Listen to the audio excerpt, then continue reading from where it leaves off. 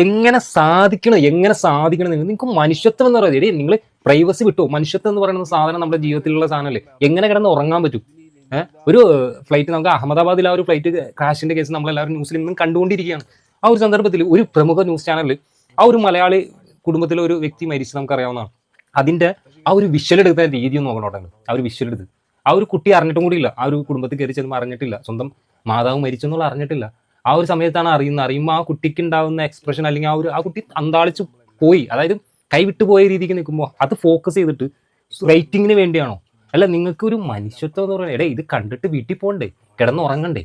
അത് നിങ്ങളുടെ തൊഴിലാണത്. കാലന്മാരുടെയും കഴുകന്മാരുടെയും തൊഴിൽ നിങ്ങൾ ഏറ്റെടുത്തിട്ടാണോ? വേറൊരു ന്യൂസ് ചാനൽ അതിലപ്പുറം. 169 ഇന്ത്യക്കാരാണ് അപകടത്തിൽ ഉണ്ടായിരുന്നത്. മരണസംഖ്യ 30 എന്നത് മാത്രമാണ് ഇപ്പോൾ നമുക്ക് ലഭിക്കുന്ന വിവരം.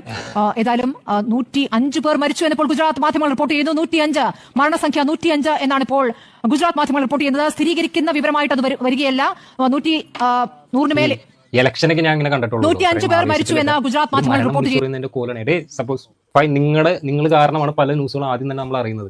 അത് ഉള്ള കാര്യം തന്നെയാണ്. അത് നമുക്ക് ഭയങ്കര സന്തോഷമുള്ള കാര്യം തന്നെയാണ്. പല കാര്യങ്ങളും നമ്മൾ അറിയാത്ത കാര്യങ്ങൾ ഫസ്റ്റ് എക്സ്ക്ലൂസീവായിട്ട് നിങ്ങൾ കൊണ്ടുവരുന്നുണ്ട്. പക്ഷെ എന്നും പറഞ്ഞുകൊണ്ട് ഇതുപോലുള്ള വിഷയം എടുക്കുമ്പോൾ നിങ്ങൾക്ക് തന്നെ ഒരു തരിപ്പ് തോന്നല്ലേ? എങ്ങനെ സാധിക്കുന്നത്?